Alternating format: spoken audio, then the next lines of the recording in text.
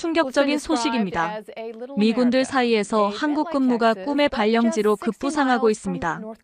심지어 복무를 마친 미군들이 미국으로 돌아가길 거부하고 한국 귀화를 고민하는 놀라운 현상까지 발생하고 있습니다. 도대체 한국의 어떤 매력이 그들을 사로잡은 것일까요? 오늘은 주한미군 출신 제이콥 씨의 충격적인 이야기를 단독 공개합니다. 영상 시작 전 좋아요와 구독 버튼 1초만 꾹 눌러주세요. 안녕하세요, 여러분. 오늘은 제 이야기를 들려드리려고 합니다. 저는 미국 공군 장교 제이콥이라고 합니다. 여러분은 혹시 외국인이 한국에 완전히 정착하고 싶어 할 만큼 한국이 매력적인 나라라고 생각해 보신 적 있으신가요? 여러분에게는 당연한 일상이겠지만 저희 같은 외국인들에게 한국은 놀라움의 연속이었습니다. 특히 저처럼 한국에 파견된 미군들 사이에서는 지금 놀라운 현상이 벌어지고 있어요. 바로 한국 귀화 열풍이라고 할 수 있을 정도로 많은 미군들이 한국에 영주하거나 심지어 귀화까지 고민하고 있다는 사실입니다. 아니, 세계 최강대국의 군인들이 왜 한국에 살고 싶어 하는 거지? 많은 분들이 이런 의문을 가지실 겁니다. 저도 처음에는 그랬으니까요. 제가 한국으로 발령받았을 때만 해도 솔직히 내심 걱정이 컸습니다. 북한과의 긴장관계, 낯선 문화와 언어.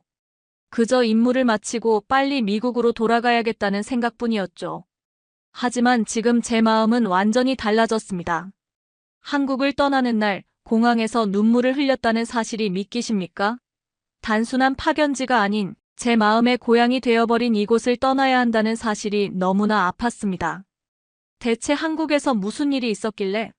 하고 궁금해하실 것 같네요. 이제부터 제가 경험한 한국, 그리고 많은 미군들이 사랑에 빠진 이 나라의 이야기를 들려드리겠습니다. 제 경험이 어쩌면 여러분에게는 당연한 일상일 수도 있겠지만 저희 같은 외국인의 시선에서 본 한국은 정말 놀라운 나라였습니다. 저와 함께 제가 처음 한국에 발을 디딘 순간부터 이곳에서의 삶에 점점 빠져들게 된 여정을 따라가 보시겠어요? 어쩌면 여러분도 미처 깨닫지 못했던 한국의 새로운 모습을 발견하실 수 있을 겁니다. 시작은 2020년 코로나19가 전 세계를 뒤흔들던 그 해였습니다. 미국도 혼란스러웠고 제 마음도 그랬죠. 그런 와중에 받은 한국 발령 소식. 당시 전 이렇게 생각했습니다. 한국? 정말 최악이군. 하지만 이 발령이 제 인생을 완전히 바꿔놓을 줄은 정말 몰랐습니다. 여러분, 이제 제가 처음 한국에 발을 디뎠을 때의 이야기부터 시작해볼까요? 제가 왜 한국에 오기 싫었는지, 그리고 어떻게 그 생각이 완전히 바뀌게 되었는지 말이죠. 2020년 초 저는 미국 네바다 주 넬리스 공군기지에서 근무하고 있었습니다. 어느 날 갑자기 상관이 저를 사무실로 불렀죠. 제이콥, 축하해. 내가 오산 공군기지로 발령받았어. 그 순간 머릿속이 하얘졌습니다. 한국이라니요. 전 아시아에 한 번도 가본 적이 없었습니다. 오산? 한국이요? 제 목소리에는 당혹감이 가득했습니다. 솔직히 말하면 그때 제 머릿속에는 한국에 대한 이미지가 거의 없었어요. 한국 전쟁, 김치, 북한과의 긴장관계. 그게 전부였죠. 게다가 당시는 코로나19가 전 세계로 퍼져나가던 시기였습니다. 그날 저녁 숙소로 돌아와 컴퓨터 앞에 앉았습니다. 검색창에 한국 오산이라고 입력했죠. 인터넷에는 오산에 대한 정보가 많지 않았습니다. 서울에서 남쪽으로 약 40km 떨어진 도시라는 정도였죠. 마음속에는 불안감이 커져갔습니다. 다음날 부대에서 동료들에게 한국 발령 소식을 전했습니다. 예상과 달리 반응이 놀라웠어요. 한국? 제이콥, 너 정말 운이 좋은 놈이구나. 마이크가 내 어깨를 두드리며 말했습니다. 뭐가 좋다는 거야? 북한이랑 바로 붙어있는 곳인데. 제가 의아해하며 물었죠. 야, 넌 정말 아무것도 모르는구나. 한국은 지금 완전 다른 나라야. 인터넷 속도는 미국보다 몇 배는 빠르고 밤에 혼자 돌아다녀도 완전 안전해. 그리고 음식? 맛없는 게 없어. 여러 동료들이 비슷한 이야기를 했습니다. 한국에 다녀온 사람들은 하나같이 좋은 기억만 가지고 있는 듯 했어요. 하지만 저는 여전히 의심이 가득했습니다. 아무리 그래도 미국보다 좋을 리가 없잖아. 발령 소식을 받은 지 한 달 후, 저는 인천행 비행기에 몸을 실었습니다. 창문 밖으로 보이는 미국 땅을 바라보며 한숨을 내쉬었죠. 언제 다시 돌아올 수 있을까? 3년이라니 너무 길다. 비행기 안에서 한국어 기초 책자를 펼쳤습니다. 안녕하세요. 감사합니다. 외우려고 했지만 문자가 너무 낯설었어요. 한글은 제 눈에 그저 이상한 기호의 나열일 뿐이었습니다. 옆자리에 앉은 한국계 미국인 여성이 제 책을 보더니 웃음을 지었습니다. 한국에 가시나 봐요? 그녀가 물었습니다. 네, 오산 공군기지로요. 근데 솔직히 걱정이 많아요. 한국에 대해 아는 게 별로 없거든요. 그녀는 미소를 지으며 말했습니다. 걱정 마세요. 한국은 정말 멋진 나라예요. 제가 태어난 곳이죠. 한국 사람들은 친절하고 도시는 안전하고 편리해요. 분명 적응하는 데 시간이 좀 걸리겠지만 곧 사랑하게 될 거예요. 그녀의 말에도 불구하고 마음속 불안은 사라지지 않았습니다. 14시간의 긴 비행 끝에 인천공항에 도착했을 때는 이미 한국 시간으로 저녁이었습니다. 비행기에서 내리자 처음 맞닥뜨린 것은 모든 사람이 마스크를 쓰고 있다는 점이었죠. 미국에서는 당시 마스크 착용이 그렇게 철저하지 않았는데 말이에요. 입국장으로 향하는 길, 공항의 첨단 시설에 놀라움을 금치 못했습니다. 모든 것이 깨끗하고 효율적으로 보였어요. 그리고 공항 직원들은 영어로 친절하게 안내해 주었습니다. 이곳이 정말 내가 상상했던 한국인가? 첫인상은 예상과 달리 좋았습니다. 하지만 이제 막 시작일 뿐, 앞으로 3년이라는 시간이 제 앞에 놓여 있었습니다. 과연 이 낯선 땅에서 어떤 일들이 저를 기다리고 있을까요?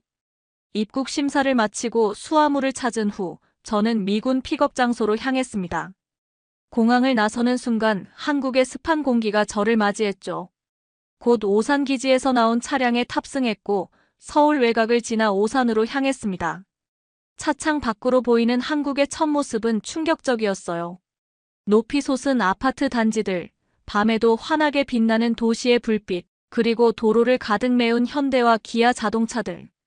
제가 상상했던 아시아의 모습과는 전혀 달랐습니다. 와, 생각했던 것과 완전히 다르네요. 저도 모르게 중얼거렸어요. 운전을 하던 병장이 웃으며 말했습니다. 모두 그렇게 말해요. 한국에 대해 편견을 가지고 오는 사람이 많거든요. 여기는 첨단 기술 국가예요. 믿기 어려웠지만 눈앞에 펼쳐진 광경은 분명 제가 상상했던 개발도상국의 모습이 아니었습니다. 오산 기지에 도착해 짐을 풀고 나서 저는 기지 주변을 둘러보기로 했어요. 기지 정문을 나서자 바로 눈에 들어온 것은 골목마다 즐비한 식당들과 상점들이었습니다. 배가 고팠던 저는 어떤 식당으로 들어갔어요. 메뉴판은 당연히 한글이었고 영어 메뉴는 없었죠. 저기, Do you speak English? 제가 조심스럽게 물었습니다. 식당 주인으로 보이는 중년 여성이 고개를 저었어요. No English. No. 당황한 저는 그냥 나가려고 했지만 그녀가 저를 붙잡고 핸드폰을 꺼냈습니다. 번역 앱을 실행시키더니 무엇을 드시겠어요? 라는 문장을 보여주었어요. 저는 추천 메뉴 있나요? 라고 말했고 그녀는 비빔밥 맛있어요. 먹어볼래요? 라는 번역을 보여주었습니다. 몇 분 후 그녀는 비빔밥과 여러 개의 반찬을 가져왔어요. 이 많은 음식을 시킨 적이 없는데? 그녀는 제 표정을 보더니 다시 번역 앱을 꺼냈습니다. 반찬은 무료예요. 한국 음식 문화입니다. 식사를 마치고 계산할 때 가격이 생각보다 저렴해서 또 한 번 놀랐어요. 편의점에 들어갔을 때는 도시락, 삼각김밥, 라면 등 다양한 물건들이 있었습니다. 무엇을 골라야 할지 망설이고 있을 때 한국 남성이 다가왔어요. 미국에서 오셨나요? 그가 유창한 영어로 물었습니다. 네, 어떻게 아셨어요? 저는 놀라서 물었어요. 이 근처에는 미군들이 많이 와요. 도움이 필요하신가요? 그는 친절하게 몇 가지 인기 있는 한국 간식을 소개해 주었습니다. 심지어 계산할 때도 도와주었죠. 저는 민수라고 해요. 혹시 한국에 대해 더 알고 싶은 게 있으면 연락하세요. 그는 자신의 전화번호를 주었습니다. 그날 밤 저는 생각했어요. 이게 정말 내가 걱정했던 한국인가? 사람들은 친절하고 음식은 맛있고 어쩌면 이곳에서의 3년이 생각보다 나쁘지 않을지도 모르겠다. 오산 기지에 도착한 지 한 달이 지났습니다. 처음엔 낯설기만 했던 한국 생활에 조금씩 적응해가고 있었어요. 그런데 적응을 넘어 이상한 감정이 생겨나기 시작했습니다. 바로 중독이었죠. 네, 저는 한국 생활에 중독되고 있었습니다. 가장 먼저 저를 사로잡은 건 편리함이었어요. 어느 날 밤 야근을 마치고 숙소로 돌아왔는데 너무 배가 고팠습니다. 미국이었다면 패스트푸드점을 찾아 나섰겠지만 민수가 알려준 배달 앱을 써보기로 했어요. 치킨 어때요? 한국 치킨은 세계 최고라고요. 민수의 말이 떠올랐습니다. 앱에서 치킨을 주문하고 30분쯤 기다렸을까요? 문을 두드리는 소리가 들렸습니다. 배달원이 따뜻한 치킨과 콜라를 들고 와 있었어요. 맛은 정말 환상적이었습니다. 바삭한 튀김옷과 달콤매콤한 소스의 조화. 그날 밤 저는 생각했습니다. 미국에서는 이런 퀄리티의 음식을 새벽에 배달시킬 수 없을 텐데. 두 번째로 놀란 건 대중교통이었어요. 주말에 서울 구경을 가기로 했는데 민수가 지하철을 타보라고 추천했습니다. 처음엔 불안했지만 용기를 내어 지하철역으로 향했죠. 역에 들어서자 깔끔한 시설과 정확한 안내 시스템에 놀랐어요. 영어 안내도 있어서 티켓 구매부터 탑승까지 어렵지 않았습니다. 기차는 정확히 시간에 맞춰 도착했고 내부는 깨끗했으며 와이파이까지 잘 됐어요. 1시간 남짓 만에 서울 중심부에 도착했습니다. 차가 있어도 지하철이 더 편해요. 이제 저는 민수의 말을 이해할 수 있었어요. 세 번째로 저를 사로잡은 건 안전함이었습니다. 밤늦게 서울 거리를 걸어도 전혀 불안하지 않았어요. 뉴욕이나 LA에서는 상상도 못할 일이죠.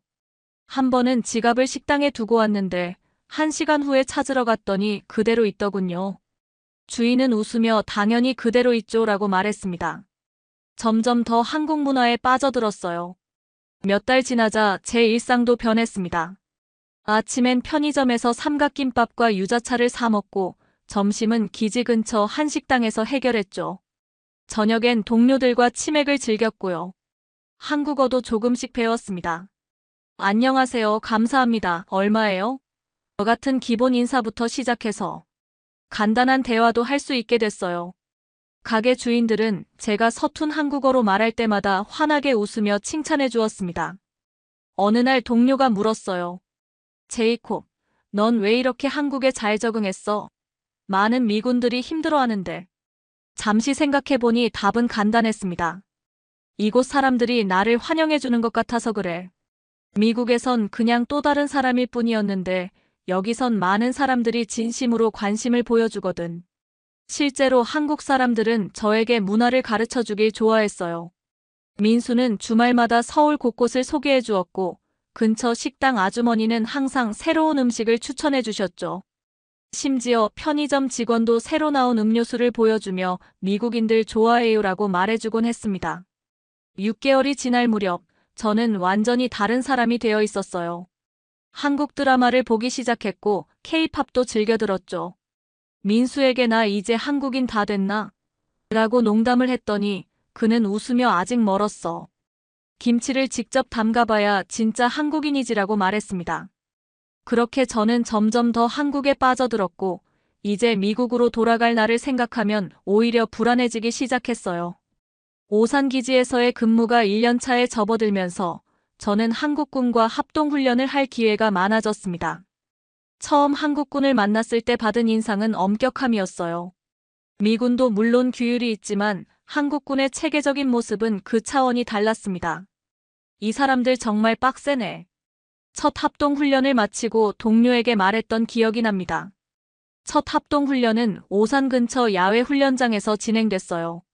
저는 통신장교로서 한국군 대위 김준호와 함께 작전을 계획했습니다. 준호는 저와 비슷한 나이였지만 태도는 완전히 달랐죠. 항상 완벽을 추구하고 작은 실수도 용납하지 않았어요. 이렇게 하면 더 효율적입니다. 준호가 제 계획을 수정하며 말했습니다. 처음엔 약간 기분이 상했어요. 하지만 그의 방식으로 진행했더니 정말 훨씬 나은 결과가 나왔습니다. 훈련이 끝나고 준호가 다가왔어요. 제이콥 중이 오늘 수고 많았습니다. 우리 팀워크 좋았습니다. 그리고 악수를 청했죠. 그 순간 뭔가 변했습니다. 저는 그의 진지함이 단순한 군인 정신이 아니라 임무에 대한 헌신과 동료를 존중하는 마음에서 비롯됐다는 걸 알게 됐어요. 훈련이 끝난 후 준호가 제안했습니다. 오늘 저녁 같이 먹을래요? 한국식 회식이요. 그날 저녁 저는 준호와 다른 한국군 장교들과 함께 삼겹살집에 갔어요. 처음으로 소주라는 술을 마셨는데 그 맛에 놀랐습니다. 미국 술과는 완전히 달랐죠. 건배. 준호가 소주잔을 들며 외쳤습니다. 그날 밤 우리는 군대 이야기를 넘어 개인적인 이야기도 나눴어요. 준호는 가족, 학교 생활, 한국의 의무 군복무에 대해 이야기했습니다. 저도 미국에서의 삶, 군 입대 이후, 한국에 온 소감을 나눴죠. 사실 처음엔 한국에 오기 싫었어요. 솔직하게 말했습니다. 알아요. 많은 미군들이 그래요. 하지만 시간이 지나면 좋아하게 돼요. 준호가 웃으며 말했어요. 그 후로 준호와 저는 가까운 친구가 되었습니다. 주말마다 그는 저를 한국의 다양한 곳으로 데려갔어요. 한 번은 북한산에 등산을 갔는데 그곳에서 본 서울 전경은 정말 아름다웠습니다. 미국엔 이런 곳 있어요? 준호가 물었습니다. 있지만 느낌이 달라. 여기는 현대적인 도시와 자연이 공존하는 느낌이야. 제가 답했어요. 어느 주말 준호는 저를 자신의 부모님 집에 초대했습니다. 전통 한옥이었는데 처음 경험하는 온돌 바닥과 한국 가정식에 깜짝 놀랐어요. 준호의 어머니는 저를 위해 불고기, 갈비찜, 각종 반찬을 준비해 주셨습니다. 우리 아들 친구가 많이 먹어요. 준호 어머니의 따뜻한 말씀이 아직도 기억에 남아요. 그날 저는 진정한 한국 가정의 따뜻함을 느꼈습니다. 가족 모두가 저를 진심으로 환영해주는 느낌이었어요. 마치 오랜 친구처럼요. 시간이 지날수록 저와 한국군 동료들의 관계는 더욱 깊어졌습니다. 함께 훈련하고 함께 웃고 때로는 함께 고생했죠. 어느새 그들은 저에게 단순한 동료가 아닌 형제 같은 존재가 되었어요. 우리는 한미동맹이 아니라 한미형제다. 어느 훈련 후에 준호가 했던 말이 가슴에 와닿았습니다. 한국 생활 2년 차에 접어들면서 저는 이제 완전히 이곳 문화에 적응했습니다. 아니, 적응을 넘어 완전히 빠져들었다고 해야 할까요? 매일 아침 라디오에서 K-팝이 흘러나왔고 주말엔 한국 드라마를 정주행했어요. 심지어 미국 동료들이 저를 볼 때마다 제이콥, 너 이제 한국인 다 됐네라고 농담을 할 정도였습니다. 한국어 실력도 많이 늘었어요.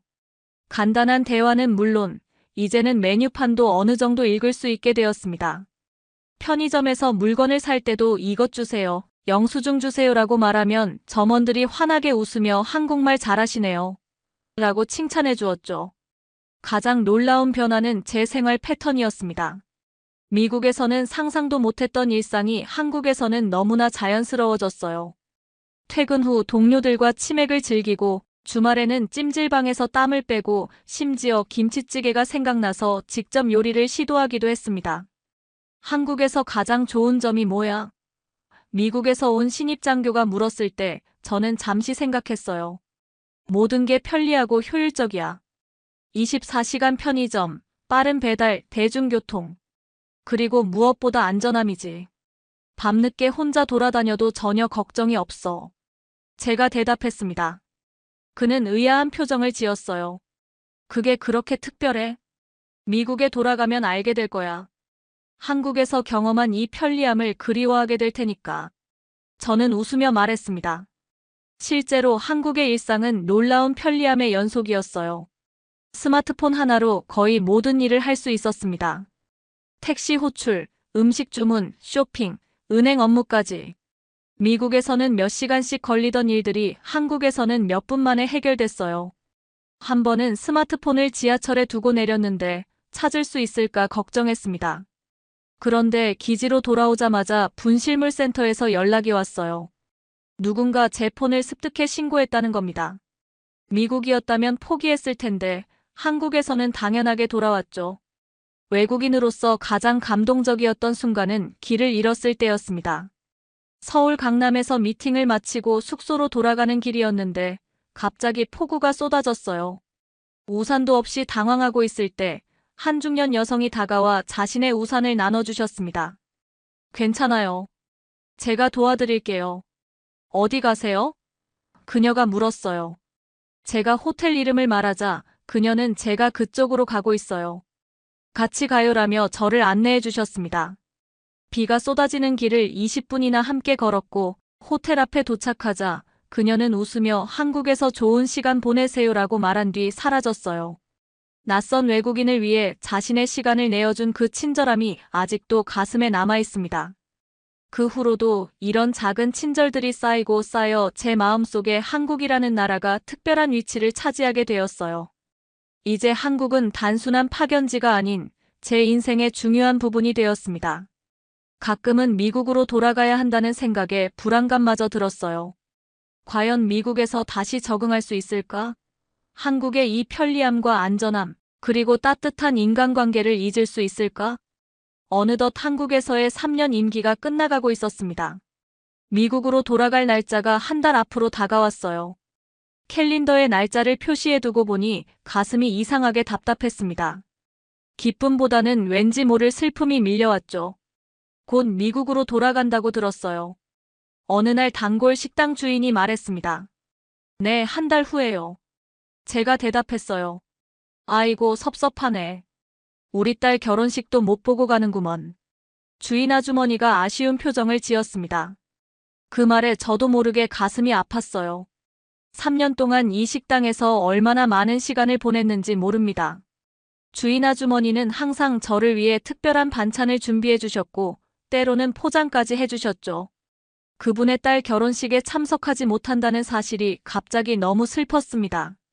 마지막 한 달, 저는 한국에서의 추억을 최대한 많이 만들기로 했어요. 가보지 못한 곳들을 다니고 먹어보지 못한 음식들을 먹고 만나야 할 사람들을 만났습니다. 준호는 제게 특별한 선물을 준비했어요. 북한산 등산을 마지막으로 함께 하자고 했죠. 산 정상에 올라 서울 전경을 바라보면서 우리는 소주 한 잔을 나눴습니다. 제이콥, 자네는 이제 한국인이나 다름없네. 준호가 웃으며 말했어요. 그런 말 들으니 기분이 좋아. 하지만 난 여전히 한국어가 서툴고. 제가 말했습니다. 언어는 중요하지 않아. 마음으로 한국을 이해했으니까. 준호가 진지하게 말했어요. 그날 밤 준호는 저에게 전통 부채를 선물했습니다. 뒷면에는 형제의 우정은 국경을 넘는다라는 문구가 한글로 적혀 있었어요. 그 순간 눈물이 차올랐지만 꾹 참았습니다. 떠나기 일주일 전 기지 동료들이 송별회를 열어주었어요. 많은 한국인 직원들과 미군들이 참석했습니다. 그들이 준비한 영상을 보는데 3년간의 추억이 담겨 있었어요. 훈련 장면, 회식 모습, 여행 사진들. 모두 소중한 순간들이었습니다. 제이콥, 한마디 해. 동료들이 외쳤어요.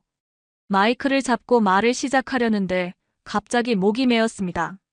한국에서의 시간이 얼마나 소중했는지, 이곳에서 만난 사람들이 제게 얼마나 큰 의미인지 말하고 싶었지만 말이 나오지 않았어요. 감사합니다. 겨우 이 말만 하고 자리에 앉았습니다. 그날 밤 숙소로 돌아와 짐을 정리하면서 저는 처음으로 울음을 터뜨렸어요. 왜 이렇게 떠나기 싫은 건지, 왜 이렇게 가슴이 아픈 건지 스스로도 이해할 수 없었습니다. 마지막 날, 저는 단골 가게들을 돌며 인사를 했어요. 편의점 직원, 카페 주인, 그리고 물론 식당 아주머니까지. 모두가 작은 선물을 준비해 주셨습니다. 편의점 직원은 한국 과자 세트를, 카페 주인은 특별한 원두를, 식당 아주머니는 직접 만든 김치를 담아주셨어요. 미국 가서도 잊지 말고 또 오세요. 식당 아주머니가 말씀하셨습니다. 네, 꼭 다시 올게요. 제가 약속했어요. 공항으로 향하는 차 안에서 창밖으로 한국의 풍경을 바라보았습니다. 높은 아파트 단지들, 한강, 그리고 멀리 보이는 산들. 이 모든 것이 이제는 너무 친숙했고 제 마음의 일부가 되었어요. 인천공항에 도착해 출국 수속을 밟으면서도 발걸음이 무거웠습니다. 마치 몸의 일부를 이곳에 남겨두고 가는 것 같았어요. 출국장으로 들어가기 전 마지막으로 돌아보았습니다. 안녕, 한국. 넌 이제 내 제2의 고향이야. 그렇게 속삭이며 저는 떠나는 발걸음을 내디뎠습니다.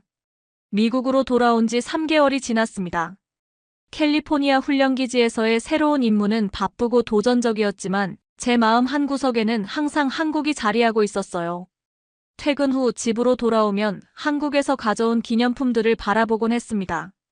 벽에 걸린 준호의 부채, 책상 위에 남산타워 미니어처, 그리고 냉장고에 마지막 남은 김치까지.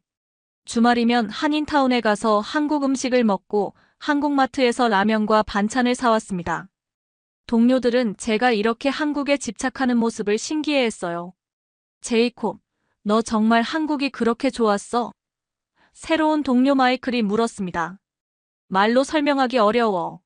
직접 가봐야 알 수 있을 거야. 제가 대답했어요. 사실 미국에 돌아와서 가장 힘들었던 건 편리함의 상실이었습니다. 24시간 편의점이 근처에 없고 음식 배달은 한정적이었으며 대중교통은 불편했어요. 밤에 혼자 거리를 걷는 것도 한국처럼 안전하게 느껴지지 않았습니다. 더 놀라운 건 인간관계였어요. 미국에서는 모두가 바쁘게 자신의 일에만 집중하는 것 같았습니다. 한국에서 경험했던 그 따뜻한 공동체 의식, 낯선 사람에게도 기꺼이 도움을 주는 문화가 그리웠어요. 어느 날 저는 용기를 내어 상관에게 찾아갔습니다. 중령님, 한국으로 다시 발령받을 수 있는 방법이 있을까요? 중령은 놀란 표정을 지었어요. 대부분은 한국에서 빨리 나오려고 하는데 자네는 다시 가고 싶다고? 네, 그곳이 저에게는 특별한 곳이 되었습니다. 제가 진지하게 대답했어요. 중령은 잠시 생각하더니 말했습니다. 내년에 오산기지에 자리가 날 수도 있어. 공식 요청서를 제출해보게.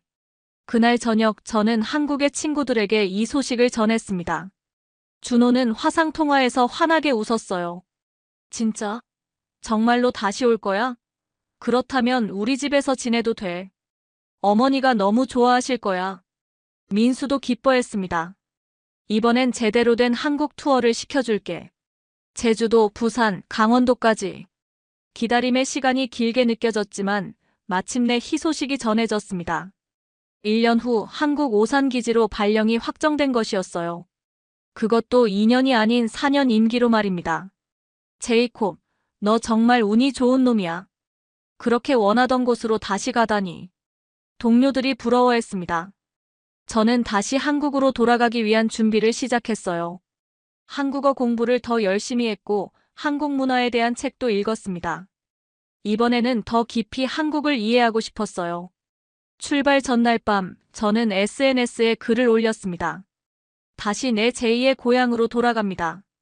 한국은 단순한 파견지가 아닌 내 인생을 바꾼 곳입니다. 그곳에서 만난 사람들, 경험한 문화, 느낀 감정들은 영원히 내 일부가 될 것입니다. 내일 나는 다시 그곳으로 돌아갑니다. 이 글에 수많은 댓글이 달렸어요. 미군 동료들도 비슷한 경험을 공유했고 한국인 친구들은 환영 메시지를 보냈습니다. 사실 저는 미국인이지만 이제 제 마음의 절반은 한국에 있다고 느낍니다. 그리고 이런 저와 같은 미군들이 점점 늘어나고 있어요. 한국에서의 경험이 우리의 인생관을 바꾸고 세계를 보는 시각을 넓혀주었기 때문입니다. 한국행 비행기에 오르며 생각했습니다. 이것이 진정한 한미동맹의 모습이 아닐까? 단순한 정치적, 군사적 동맹을 넘어 사람과 사람 사이의 진정한 이해와 우정으로 맺어진 관계. 창밖으로 미국 땅이 점점 멀어지는 것을 보며 저는 이번에는 미소를 지었습니다. 3년 전과는 완전히 다른 감정이었어요. 이제 저는 또 다른 고향으로 돌아가는 중이었으니까요. 여러분은 어떻게 생각하시나요? 외국인들이 한국을 이렇게 사랑하게 되는 이유가 무엇일까요? 혹시 여러분도 외국인 친구에게 소개하고 싶은 한국 문화가 있으신가요? 댓글로 여러분의 생각을 나눠주세요. 오늘 사연은 여기까지입니다. 여러분들의 구독과 좋아요는 영상 제작에 큰 힘이 됩니다. 긴 영상 시청해주셔서 감사합니다.